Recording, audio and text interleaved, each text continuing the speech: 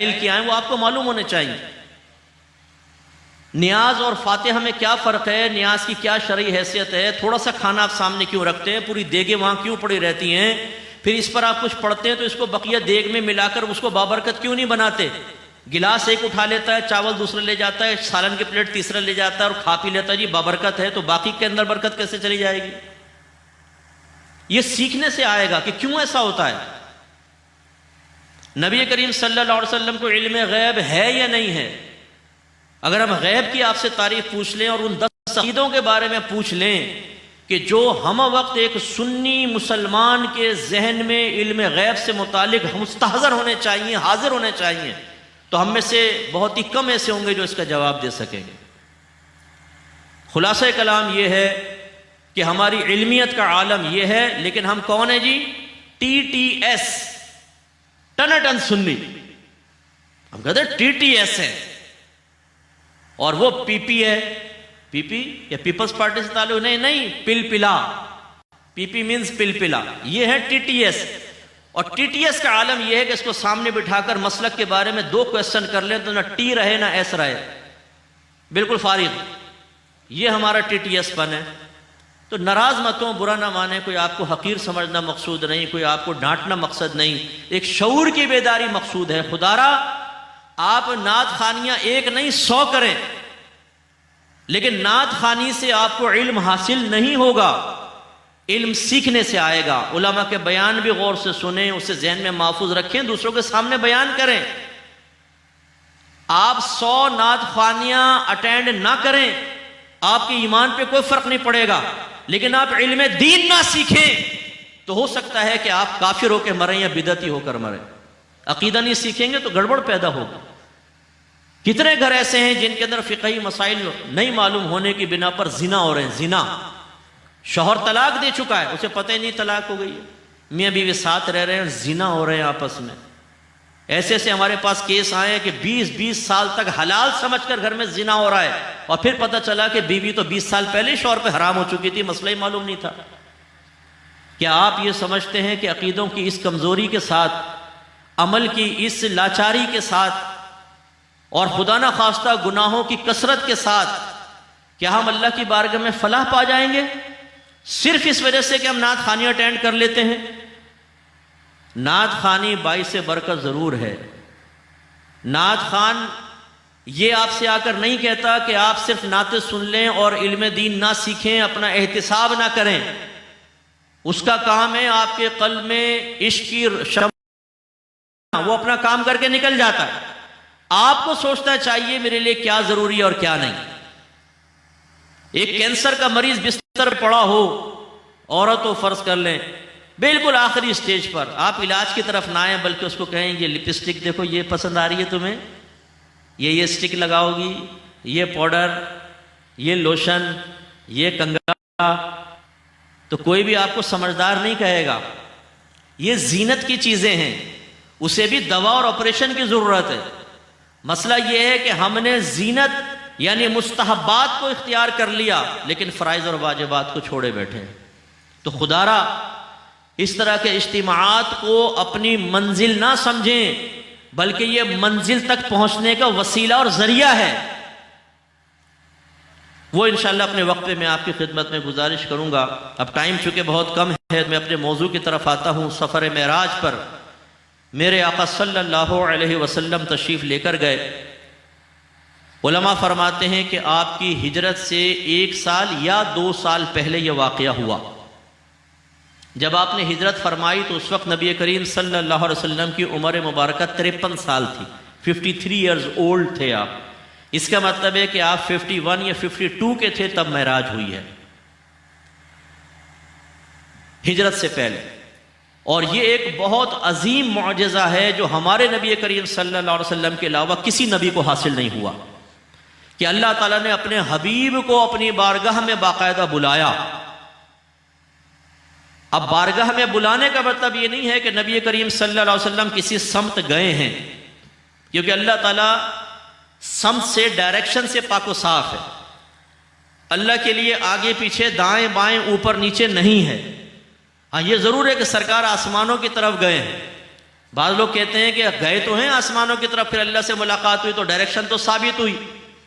हमारे उलमा जवाब देते हैं कि नबी करीम सल्लल्लाहु अलैहि वसल्लम की ये डायरेक्शन साबित है सिर्फ सिदरतुल मुंतहा तक। सरकार पहले आसमान पे गए, दूसरा, तीसरा, चौथा, पांचवा, छठा, सातवां, फिर अर्शे इलाही, उसके ऊपर फिर सिदरतुल मुंतहा, यहां तक तो डायरेक्शन साबित है। लेकिन उसके बाद तो जिब्रील अमीन ने भी अर्ज किया, रसूलल्लाह अब एक भी कदम आगे बढ़ाऊंगा तो मेरे पर जल जाएंगे। और हमारे नबी के इल्म के कुर्बान जाइए। बाज लोगों ने कहा कि जिब्रील का इल्म नबी के इल्म से ज्यादा है। हमारे उलमा जवाब देते हैं कैसे ज्यादा है? जिस मकाम से आगे जिब्रील नहीं गए, हमारे नबी तशरीफ ले गए।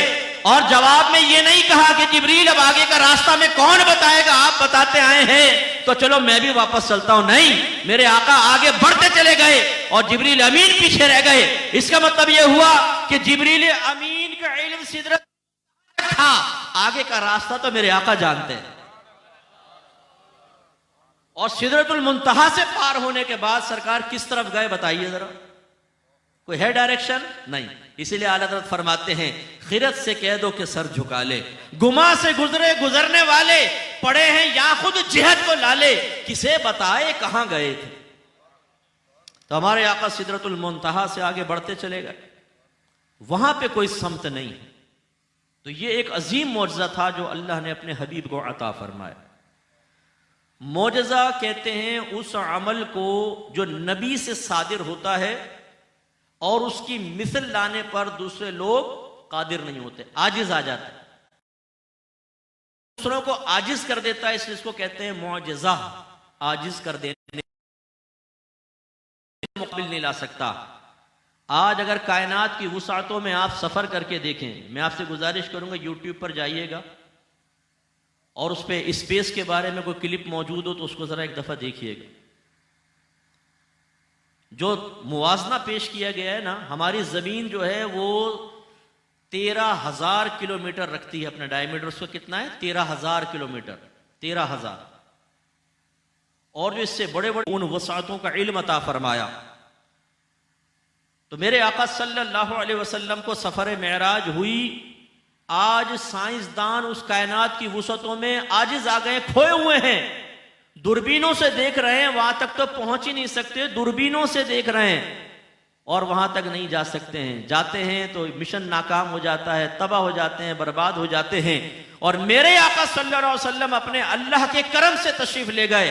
ना कोई ऑक्सीजन सिलेंडर है, ना कोई ऑक्सीजन का मास्क लगा हुआ है, सातों आसमान क्रॉस कर गए और सरकार वापस भी तशरीफ ले आए।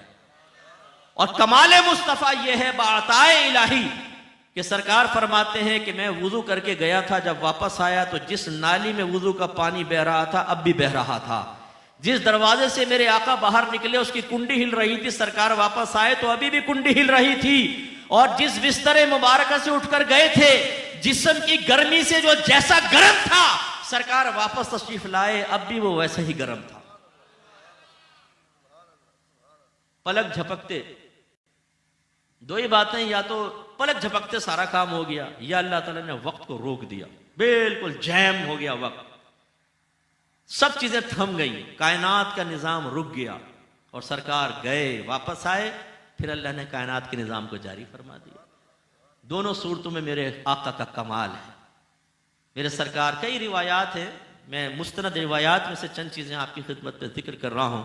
अपनी फूफीजाद बहन उम्मे हानी के घर में सरकार आराम फरमा रहे थे, जिब्रील अमीन आए, आके अर्ज किया सल्लल्लाहु आपको अल्लाह ताला ने बुलाया है। सरकार बाहर आए, मस्जिद हराम में पहुंचे, आपको लिटाया गया और आपका सीने मुबारक शक किया गया, चीर दिया गया।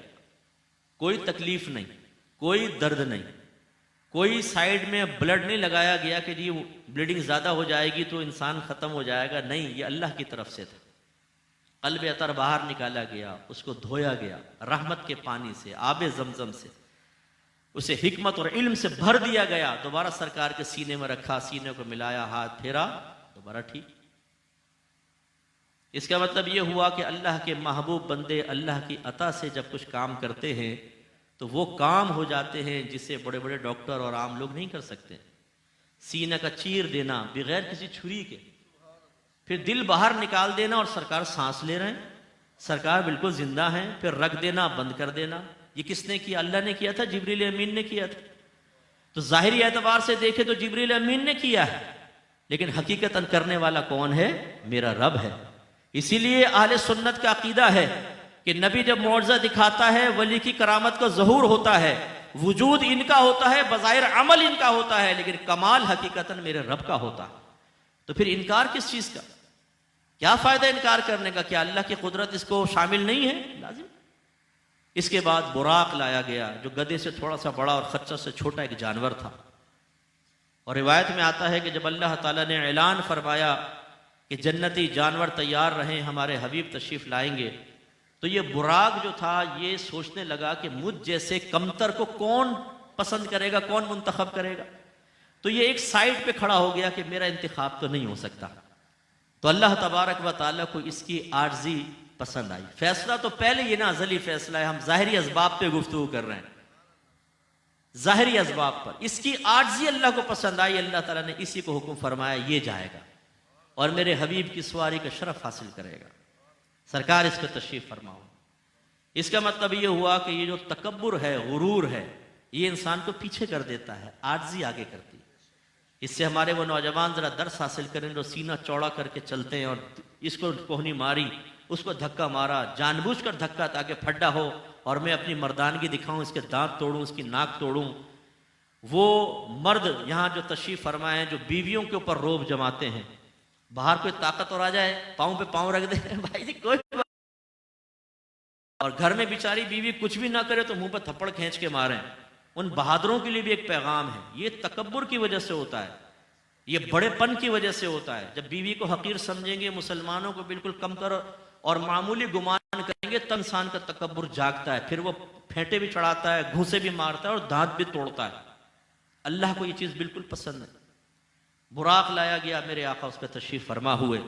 पहला जो सफ़र था सरकार का, वो मक्के से मस्जिद अक्सा, बैतुल मुक़द्दस, जिस पे आज इसराइल काबिज़ है, जिसमें आप नमाज नहीं पढ़ सकते हैं, जिसमें आप जुमा अदा नहीं कर सकते हैं, जिसमें आपको दुश्वारियाँ हैं, वो उन्होंने कब्ज़ा कर लिया।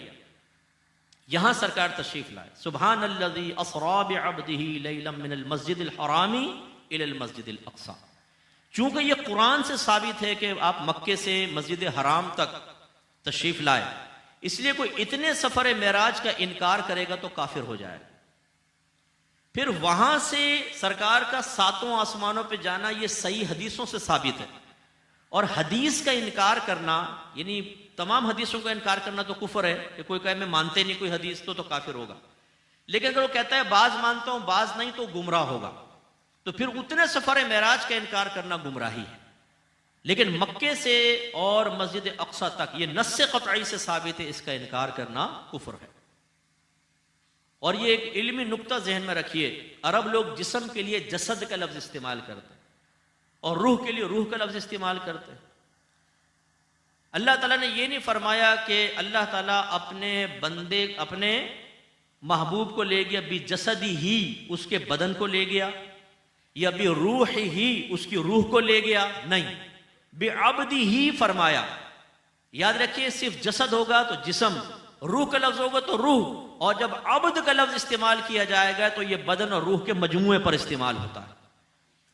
अगर मेरे आका सल्लल्लाहु अलैहि वसल्लम रूहानी मेराज का जिक्र करते, रूहानी मेराज किसे कहते हैं? जो ख्वाब में हो, कि आप सोए और अल्लाह ताला, जैसे कई रिवायत में सरकार फरमाते मैं सोया तो दो अशखास मेरे पास आए और मुझे आसमानों पर ले गए, और सरकार ने साहबों को बताया मैंने ये चीजें देखी हैं। कहीं रिवायत में साबित नहीं कि किसी काफिर ने इसका इनकार किया हो, क्योंकि ख्वाब तो कोई भी देख सकता है। लेकिन इस मेराज का इनकार कर रहे थे, क्यों? लफ्ज अब्द आया। काफिर कहने लगे कि जिस्म और रूह के मजमुए से एक आदमी इतने कलील वक्त में जाए और वापस आ जाए, यह पॉसिबल नहीं हो सकता। तो जब मेरे आका ने यह वाकया बयान किया, सरकार वापस आए और काबतुल्लाह के पास पहुंचे तो अबू जहल से सामना हुआ। अबू जहल ने पूछा कि कुछ नई चीज़ है? सरकार ने फरमाया हाँ। कहा क्या है? सरकार ने फरमाया आज रात मेरा रब मुझे आसमानों पर ले गया, मैंने सातों आसमानों की सैर की, फुला फुला चीज़ देखी। कहने लगा जो बात मेरे सामने कह रहे हैं सबके सामने कह सकेंगे? सरकार ने फरमाया हाँ। सबको बुला लिया उसने। अब कहा आप कहें। सरकार ने बयान फरमाया तो उन सब ने तकरीबन इसका इनकार किया कि ये हो ही नहीं सकता कि आप इस तरह जिस्म के साथ चले जाएं। इसका मतलब ये हुआ कि इनकार इसीलिए किया ना कि ये उनको ताज्जुब हुआ कि एक जिस्म और रूह के मजमूए से कोई शख्स कैसे जा सकता है इतना ऊंचा। हम ज्यादा से ज्यादा छलांग लगाएंगे तो 3 फीट या 4 फीट की छलांग होती है, यानी जमीन पे खड़े खड़े लगाएंगे, इससे ऊपर तो नहीं जा सकते। और ये एक रात में होकर भी आ गए। लेकिन गधों को ये समझ में नहीं आया कि ये तो मौजज़ा है। अब जरा कुव्वत ईमानी का मामला देखें कि फिर ये लोग सिद्दीक अकबर के पास गए और कहा कि पता है कि तुम्हारे साहिब क्या कह रहे हैं? कहा कि क्या कह रहे हैं? वो कह रहे हैं कि जी एक ही रात में और वही मुख्तसर हिस्से में मैं 7 आसमानों की सैर करके आ गया हूं। सिद्दीक अकबर रज़ी अल्लाह ताला अन्हु ने फरमाया अगर मेरे साहिब ने यही फरमाया है तो बिल्कुल हक फरमाया, मैं तस्दीक करता हूं।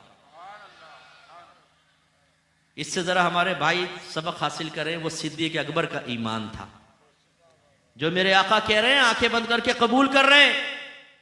और एक हमारी सूरत हाल है कि अगर कोई सोशल मीडिया पर, कोई यूट्यूब पर बैठकर एक ही हाथ में किताब उठाए, दूसरे हाथ में इसमें उठाए और आपके बुजुर्गों को गालियां बके, आपके मसलक पर एतराज करे, आपके अकाबरीन की साबित शुदा चीजों पर कलाम करे, 2 मिनट में हमारा ईमान डावाडोल हो जाता। मुफ्ती साहब बात दिल पे लगती हुई महसूस हो रही है, क्या जवाब होगा इसका? अरे भाई इसीलिए तो कहते हैं अपना मसलक सीखिए। जब आप नहीं सीखेंगे तो ऐसे डावाडोल होंगे, हर एक की बात आपको कभी महसूस होगी। आजकल कोई एक यूट्यूब पर आ रहा है, उसने नबूवत का कोई दावा कर रखा है कि मैं ईसा अलैहिस्सलाम हूं। तो एक साहब ने मुझे यूके से मैसेज किया, मुफ्ती साहब वो बड़े मजबूत दलाइल से अपनी बात साबित कर रहा है, आप उसका जवाब क्यों नहीं देते?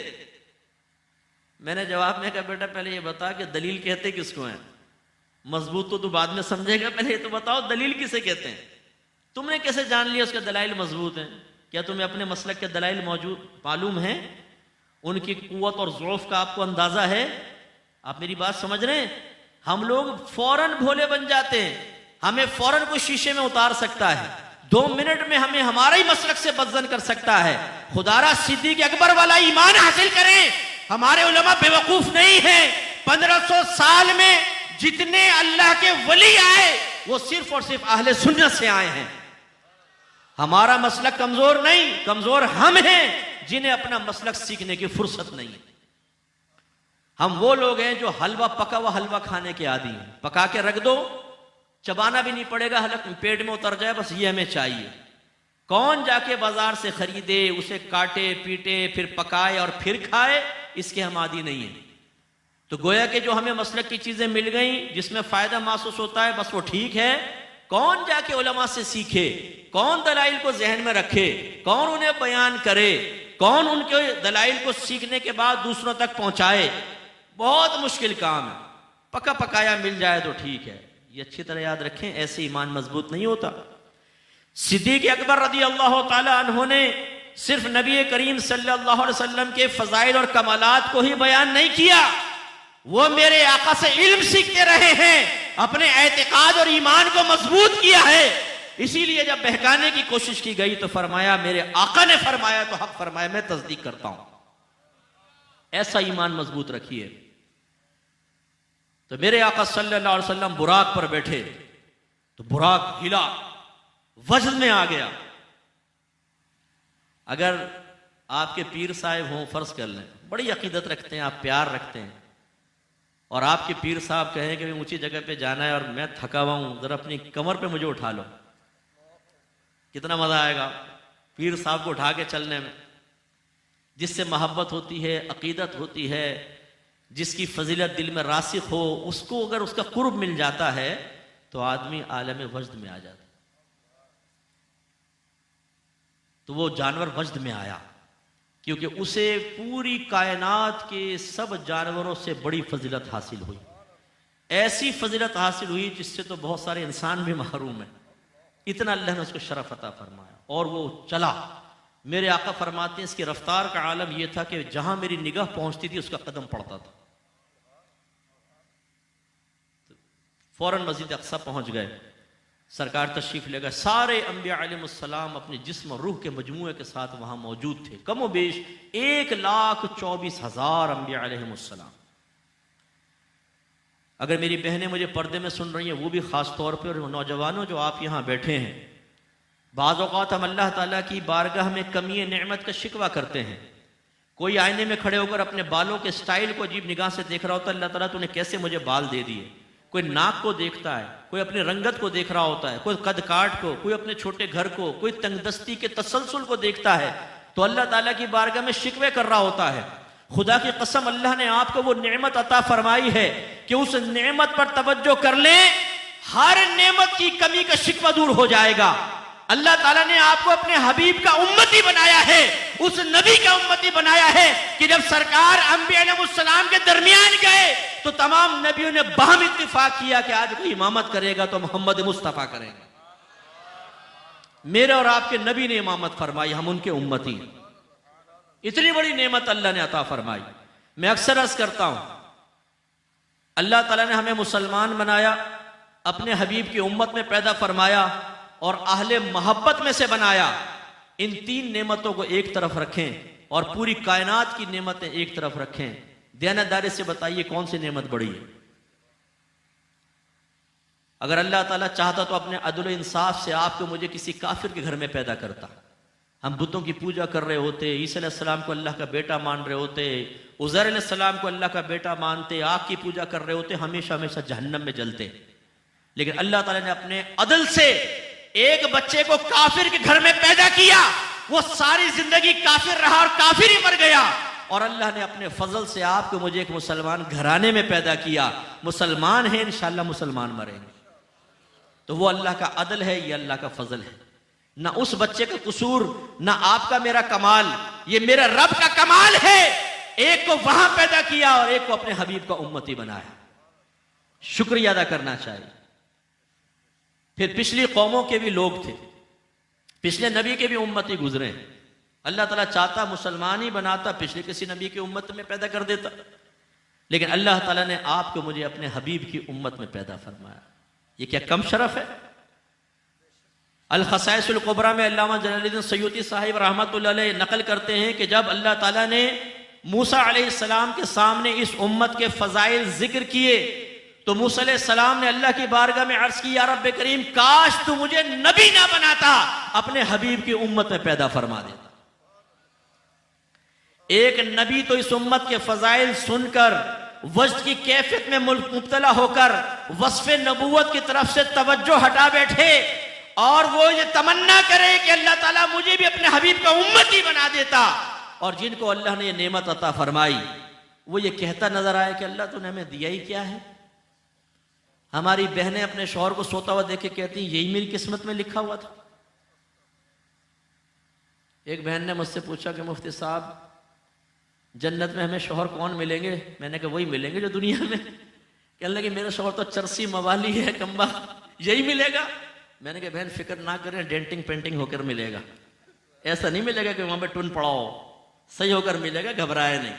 तो हमारी बहनें मौजूदा नेमतें जो अल्लाह ने दी हैं बगैर तलब के, उन पर तवज्जो नहीं होती। ये क्यों नहीं, ये क्यों नहीं, ये क्यों नहीं, ये नाशुक्रापन है। अल्लाह ने आपको अपने हबीब की उम्मती बनाया और मुसलमान बनाया। अब ज़िम्नन ये बात आ गई तो मैं आपको इस पे और दो बातें अर्ज करता हूं।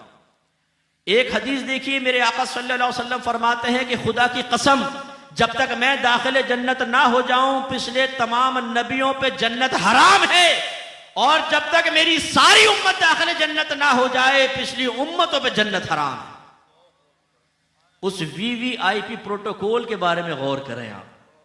पहले आए हुए खड़े होंगे, फरिश्ते कहेंगे खबरदार, पहले सरकार के लाडले जाएंगे, सरकार के चाहने वाले जाएंगे, सरकार से प्यार करने वाले जाएंगे। वो लोग जाएंगे जिनका सरकार की उम्मत में पैदा होना उनका कमाल नहीं था, अल्लाह ने अपने फजल से उनको अता फरमाया। तुम पीछे रहो, सबसे पहले वो जन्नत में जाए। ये कम नेमत है, आप बताएं। और दूसरी हदीस वही सिदरतुल मुंतहा वाली, जब सरकार वहां पहुंचे, जिब्रील अमीन ने कहा सल्लल्लाहु, अब तो मैं आगे नहीं जा सकता हूं, जाऊंगा पर जल जाएंगे। सरकार ने फरमाया जिब्राइल कोई हाजत है हमें बताओ, हम अल्लाह की बारगाह में पेश कर। उलमा यहां बड़ी प्यारी बात बयान फरमाते कि जब हजरत इब्राहीम अलैहिस्सलाम को मंजनीक में बांधकर नमरूद आग में फेंकने लगा, यही जिब्राइल वहां आए थे और पूछा कि ए अल्लाह के खलील, अगर कोई हाजत है मुझे बताएं, मैं अल्लाह की बारगाह में पेश करूं। तो कहते हैं हबीब और खलील का फर्क देखिए।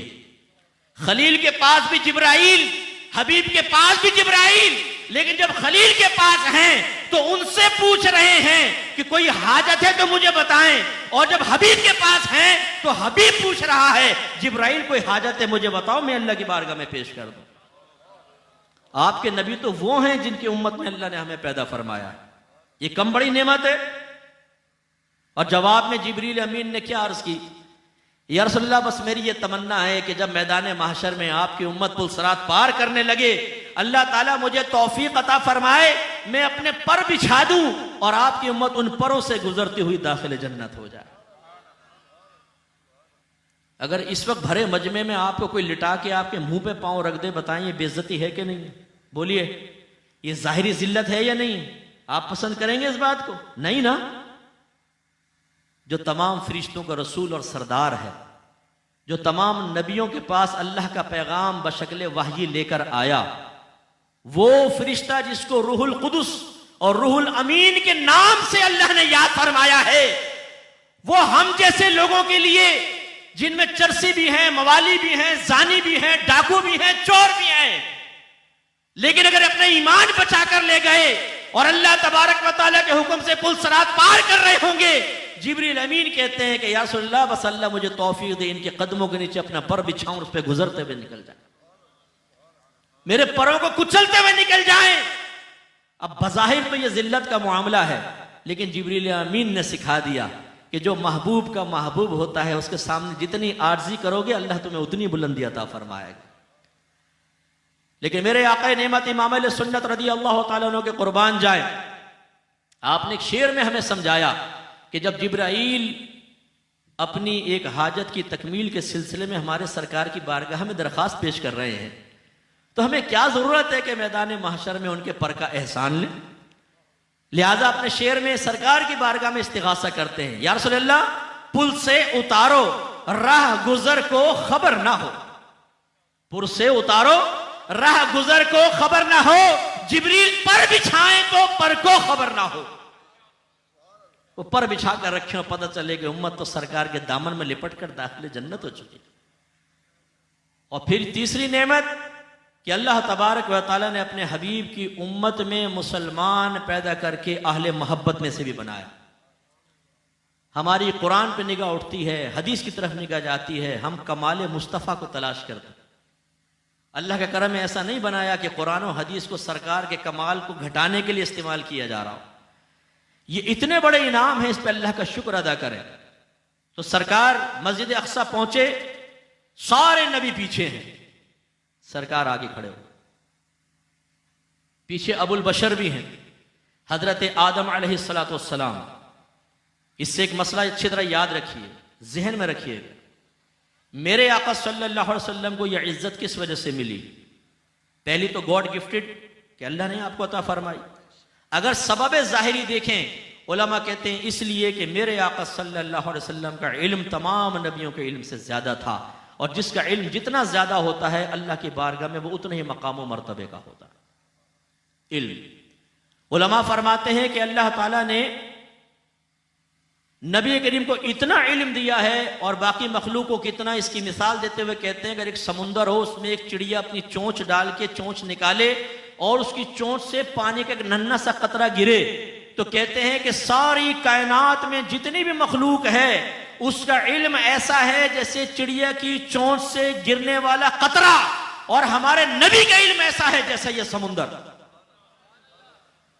इसलिए अच्छी तरह याद रखिए, कोई कितना ही बड़ा इबादत गुजार क्यों ना हो, लेकिन जिसके पास वस्फ़ इल्म है वो उस इबादत गुजार से फौक और बुलंदो बाला होगा। नूह अलैहिस्सलाम की उम्र मुबारका 950 साल तो तबलीग की उम्र है, वैसे 1000 साल से भी ऊपर है, आपकी 1400 साल 1500 साल मुख्तलिफ रिवायात। 950 साल तबलीग की है, तो 950 साल तक कितना अमल किया होगा? 950 साल। और मेरे आका ने 40वें साल में ऐलान नबूवत, 13 साल मक्की जिंदगी जिसमें शरई अहकाम ज्यादा आए नहीं, 53 साल हो गए।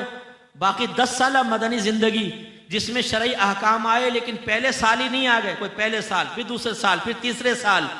10 साल भी अगर आप लगा लें तो सरकार ने 10 साल अल्लाह के अहकाम और इबादत को इख्तियार फरमाया और नूह अलैहिस्सलाम 950 साल इबादत करे, लेकिन जब इमामत का मौका आए तो मेरे आका आगे आएंगे और नूह अलैहिस्सलाम पीछे खड़े होंगे।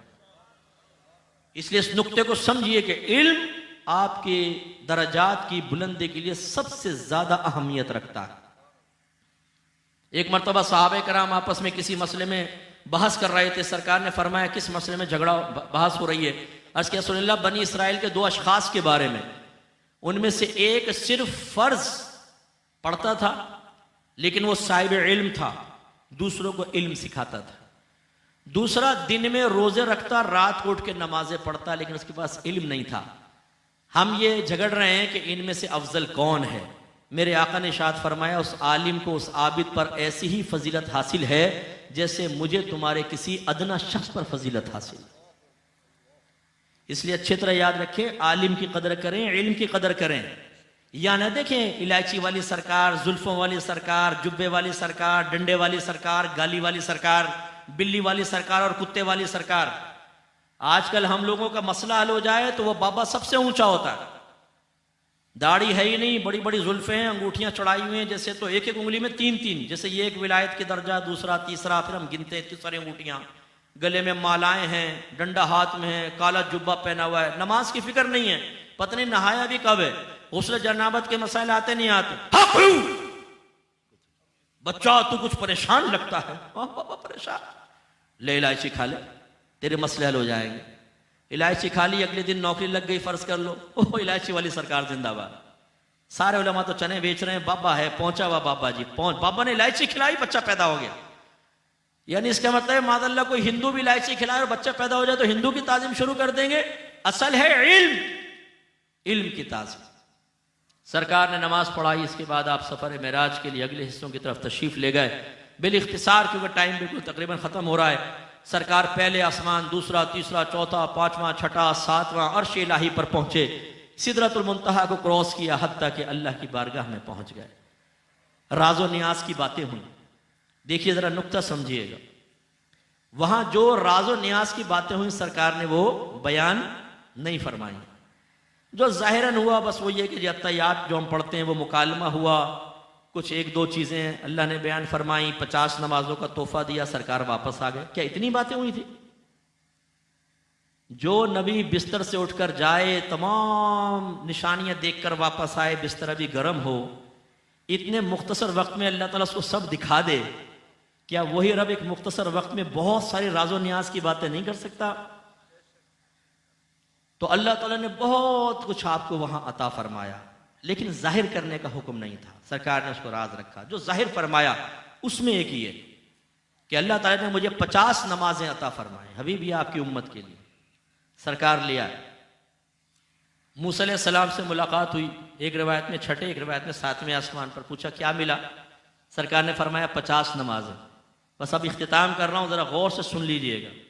नात खानी में बैठकर अपने दराजात का मुतमन्नी होना गलत नहीं, मैं कहूँगा गलत नहीं, बरकत, अल्लाह आपको बहुत दर्जा अता फरमाए, लेकिन फ़र्ज को छोड़कर मुस्तहब की तरफ आएंगे तो याद रखें मुस्तहब भी अल्लाह ताला कबूल नहीं फरमाता जब तक फ़राइज़ पूरे नहीं होंगे। ये अच्छी तरह याद रखें। मैं नहीं कर रहा हूँ, सिद्दीक़ अकबर का कौल है, अभी टाइम नहीं है, मैं उस पर भी दलाइल आपको देता। 50 नमाजें। मूसा अलैहिस्सलाम ने अर्ज़ की, या रसूलल्लाह इसमें कमी करवाइए, आपकी उम्मत ये नमाजें नहीं पढ़ेगी। मैंने बनी इसराइल को बहुत आजमाया है। सरकार 9 दफा उनकी तलकीन पर वापस गए और 45 नमाजें मुआफ करवाई। 45। जब 5 सरकार 5 लेकर आए, मूसा अलैहिस्सलाम ने पूछा कितनी रह गई? सरकार ने फरमाया 5। उन्होंने क्या कहा? वो हमारा निकम्मापन जानते थे, या रसूलल्लाह इसमें भी कमी करवाएं, आपके उम्मती ये 5 भी नहीं पढ़ेंगे। सरकार ने जवाब में क्या फरमाया? ए मूसा, तो अल्लाह की बारगाह में जाते हुए शर्म आती। आप अगर निकम्मे हो और आपकी वालदा आपके वालिद को मजबूर करें कि बच्चे की सिफारिश करो कि नौकरी मिल जाए, मैट्रिक में आप फेल, आवारा गर्दी, आता कुछ नहीं, एक्सपीरियंस कुछ नहीं, तो 2 मिनट के लिए आपके वालिद भी शर्मिंदा हो जाएंगे कि किस मुंह से जाके कहूं कि बच्चे को नौकरी दे दे। वालिद साहब भी कहेंगे कि इतना निकम्मा तो मेरा बच्चा है, क्या कहूं। और अगर जाके सिफारिश कर भी दे और पूछे मैट्रिक तो किया होगा? नहीं। कोई हुनर तो होगा? नहीं। कुछ अच्छा भी है, नहीं पक्का आवारागर्द है, तो वालिद साहब खुश होंगे कि शर्मिंदगी होगी? बस ये बात समझिए, इस नुक्ते को मैं समझाना चाह रहा हूं। सरकार को शर्म आई कि मैं अब अल्लाह की बारगाह में जाकर ये कहूं, या रब्बे करीम मेरे उम्मती ये 5 नमाजें भी नहीं पढ़ेंगे, सैयदुल अंबिया का उम्मती 5 नमाजें भी नहीं पढ़ेगा। सरकार को शर्म आई, मेरे नबी हया शर्म करे, और अल्लाह की नेमतें खाने वाला मुसलमान और ये झूठे नारे लगाने वाला गुलामी रसूल में मौत भी कबूल है, ये 5 वक्त नमाज तर्क करके भी शर्म ना करे। अफसोस का मकाम है कि नहीं है? ये हमें शर्म नहीं आती नारे लगाते हुए गुलामी रसूल में मौत भी कबूल है? हमें पता है कि जान तो देनी नहीं है, नारा लगाने में क्या जाता है? गले फाड़ फाड़ के नारे लगाते हैं। ये नारा क्यों नहीं लगाते? गुलामी रसूल में दाढ़ी भी कबूल है, गुलामी रसूल में 5 वक्त नमाज बाजमात पढ़ना भी कबूल है, गुलामी रसूल में लड़कियों से दोस्ती छोड़ देना भी कबूल है, गुलामी रसूल में गुनाह छोड़ देना भी कबूल है, गुलामी रसूल में बावल मुसलमान बन जाना भी कबूल है, गुलामी रसूल में इल्म दीन सीखना भी कबूल है। नहीं, हमने इश्क रसूल को एक ड्रामा बना लिया है। मादरत के साथ मैं लफ्ज कह रहा हूं, लेकिन मैं आपको समझाता हूं कि मैं क्या कहना चाहता हूं। हमने एक ड्रामा बना लिया है जिसमें हकीकत नहीं होती, सब अदाकारियां कर रहे होते हैं। हम भी जानते हैं ये बाप नहीं है, ये बीवी नहीं है, शौहर नहीं है, हमें पता है अदाकारी कर रहे हैं, एंटरटेनमेंट है, चलो यार देखते हैं, एक ड्रामे की पूरी किस्तवार सीरियल देखते हैं। हमने इश्क रसूल को ऐसा बना दिया, हम जबान से कहते हैं हम आशिक रसूल हैं। मुझे दयानतदारी से बताइए, जो इश्क का दावा करे, जो गुलामी का दावा करे और फिर अपने नबी का कहना ना माने, वो आशिक हो सकता है? बोलिए। मिसाल देते हुए मुझे शर्म आती है, एक लड़के को लड़की से मोहब्बत हो जाए और वो आपसे कहे यार उस लड़की से बड़ी प्यार, बहुत मोहब्बत है, उस लड़की का फोन आ जाए, वो कहे कि आज नीले कपड़े पहन कर आना, और आप जवाब में कहे नहीं नहीं मैं नहीं पहन रहा, बाल जरा दूसरे बना लेना, मैं नहीं बनाऊंगा, जूते फला पहन के मैं नहीं, अच्छा आज रात को आ जाना, फेसबुक पे बैठ के चैट करेंगे, भाई मेरे पास टाइम नहीं है। फिर आप वो बंद करके आपसे कहे उस लड़की से ना मुझे बड़ी मोहब्बत है, इश्क बहुत ज्यादा। दयानतदारी से बताइए आप क्या कहेंगे, इश्क में सच्चा है कि झूठा है? बोलिए बोलिए। और एक इश्क का दावा करे और जो लड़की कहे वो कर बैठे, जो वो कहे, अपना हुलिया बदल ले, अपने कपड़े बदल ले, अपने जूते बदल ले, ये इश्क में आपको सच्चा नजर आएगा कि झूठा नजर आएगा? बोलिए। एक है वो कहे यार मैं उस लड़की के इश्क में फना हो चुका हूं, लेकिन आपके साथ पिज़्ज़े खा रहा है, चिकन टिक्के, अब बोतलें चढ़ा रहा है, अब डकारे ले रहा है, सारी रात सो रहा है, कोई गम नहीं। एक कहे कि मुझे इश्क हो गया एक लड़की से, रातों को जाग रहा है, बाल बिखर गए, खाना खाने का होश नहीं है, अजीब पागलों की हरकत कर रहा है। बताएं इश्क में कौन सच्चा है कौन झूठा है? बोलिए। मुखलिस कौन है? जो पागल बना वो ना। अब जरा अपने आप को मायने में देख ले। नबी से इश्क का दावा, और जब नबी का हुक्म मुतवज्जे हो, सरकार की गुलामी का दावा, और सरकार हमें हुक्म बयान फरमाए तो हम अपनी जबान से नहीं अपने अमल से कहें। एक मिनट पहले हुक्म सामने रखो, सोचेंगे, गौर करेंगे, बीवी से पूछेंगे, बाप से पूछेंगे, माँ से पूछेंगे, दोस्तों से पूछेंगे, कारोबारियों से पूछेंगे, दुनिया से पूछेंगे, इजाजत मिलेगी तो नबी का कहना मानेंगे, वरना नबी का हुक्म नबी के हवाले कर देंगे। ये इश्क है, ये गुलामी है। अब मैं आपसे पूछता हूं, अगर यही इश्क और यही गुलामी आपकी बीवी आपके साथ इख्तियार करे, आपका दोस्त यही रवैया आपके साथ रखे, आपकी औलाद आपके साथ ऐसा रवैया रखे, तो मूड खराब होगा कि नहीं होगा? बीवी को सारी नेमतें दें और फिर आप सुने वो किसी से फोन पर आपके दुश्मन से बात करते हुए कह रही हो कमबख्त मरता भी नहीं है, मैं तो बेजार आ गई हूं, आप कहें खाना बना दे, मेरे पास टाइम नहीं है, पानी पिला दे, मेरे पास टाइम नहीं है, चाय बना दे, खुद उठ के बनाओ, मेरी भी बनाकर ले आओ, आपका दिल चाहेगा उसको नेमतें देने को, आप रखेंगे उसे अपने पास। अगर आप कुदरत रखते हैं तो आप तलाक देके बाहर कर देंगे। लेकिन हमने क्या किया हुआ है? नबी से मोहब्बत का दावा, इश्क का दावा, गुलामी का दावा, और फिर अल्लाह के नबी कुछ हुक्म बयान फरमाए तो चेहरे बिगड़ जाएं, मूड ऑफ हो जाए, खाए पिए नबी का, नारे तो लगाए, कौन खिलाता है? हम तो नबी का खा रहे हैं भाई, जिसका खा रहे हैं उसके गुण गा रहे हैं। तो भाई उसूल तो ये, जिसका खा रहे हैं उसका कहना भी माना जाता है। माँ बाप का खाते हैं तो उसका कहना मानते हैं, बीवी शौहर का खाती है तो कहना मानती है, आप अपने अफसर का खाते हैं तो अफसर का कहना मानते हैं। नबी का खा रहे हैं तो नबी के अहकाम बोझ क्यों महसूस हो रहे हैं? अपने आप से सवाल करें, आईने के सामने खड़े होकर सवाल करें और फिर हमें बताएं कि हम ये गलत कह रहे हैं कि हमने इश्क रसूल को एक ड्रामे की तरह बना लिया है कि जाहिर कुछ है और बातिन कुछ है। मैं आपसे एक दायरा अदब में रह के क्वेश्चन करता हूं, मुझे कोई एक जवाब दे दे। जैसा इश्क हमारा है आज के दौर में, ये कहना बिल्कुल ना मानो, खाली नारे लगाओ। सहाबा किराम में से एक मिसाल मुझे ऐसी पेश करके बता दे, एक मिसाल मुझे जवाब दें। सहाबा किराम से बढ़कर कोई आशिक रसूल हो सकता है? जोर से बोलिए, हो सकता है? अब मैं आपसे पूछता हूं उनके इश्क रसूल की अलामत क्या थी वो बताएं। आप जवाब देंगे एक ही बड़ी अलामत थी मुफ्ती साहब, सरकार की जबान से अल्फाज बाद में निकलते थे, सरकार जाने पहले कुर्बान कर दिया करते थे। सरकार अभी जबान से कुछ नहीं कहते, आपके भवों के इशारों से समझकर अपने सब जानो माल कुर्बान कर दिया करते थे। और हम हट्टे खट्टे मोटे ताजे खाएं पिए, जो नबी का हुक्म अच्छा लगे वो, यार ये लौकी खाना सुन्नत है ना, ऊंट का गोश्त खाना भी सुन्नत है ना, ये सुन्नत तो बड़ी अच्छी लगे, दबा के खा रहे हैं जी, लौकी और खजूरें खा रहे हैं, फुला चीज, ये सुन्नत है। 5 वक्त नमाज भी तो नबी की सुन्नत है, सुन्नत फर्जिया। दाढ़ी सुन्नत वाजिबा।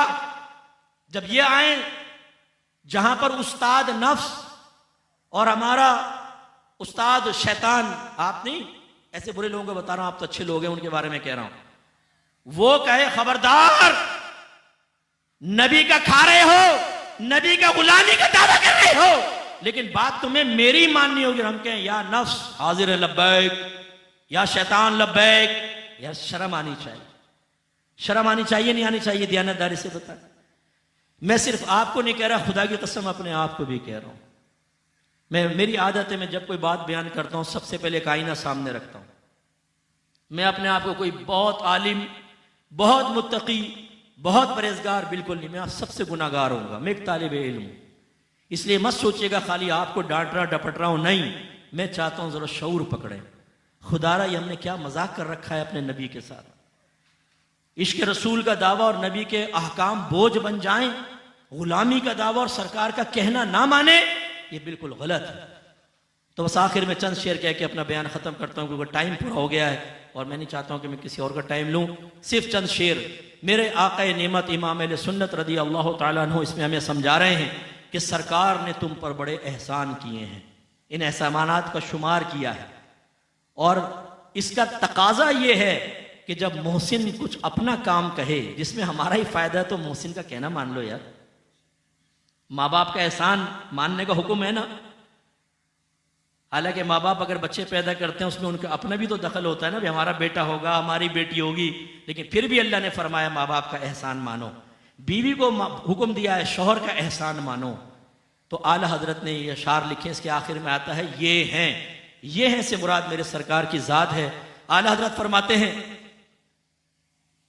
कि सच्ची बात सिखाते ये हैं, सीधी राह चलाते ये हैं, हिलती नींव जमाते ये हैं, रोती आंख हंसाते ये हैं, जलती जान बुझाते ये हैं, फैज जलील खलील से पूछो आग में बाग लगाते ये हैं, कसरे दना तक किसकी रसाई जाते ये हैं, आते ये हैं, रंगे बेरंगों का पर्दा दामन ढक के छुपाते ये हैं, अपनी बनी हम आप बिगाड़े कौन बनाए बनाते ये हैं, रब है मुअती ये हैं कासिम रिस्क उसका है खिलाते ये हैं, ठंडा ठंडा मीठा मीठा पीते हम है पिलाते ये हैं, नज़े रूह में आसानी दे कलीमा याद दिलाते ये हैं, मरकद में बंदों को थपक के मीठी नींद सुलाते ये हैं, बाप जहां बेटे से भागे लुत्फ वहां फरमाते ये हैं, माँ जब इकलौते को छोड़े आ कह के बुलाते ये हैं, राफे नाफे दाफे शाफे क्या क्या रहमत लाते ये हैं, सल्लिम सल्लिम की ढारस से पुल से पार चलाते ये हैं, कह दो रज़ा से खुश हो खुश रहे मुझदा रिज़ा का सुनाते ये हैं। व आखिरु दावाना अनिल हम्दुलिल्लाहि रब्बिल आलमीन।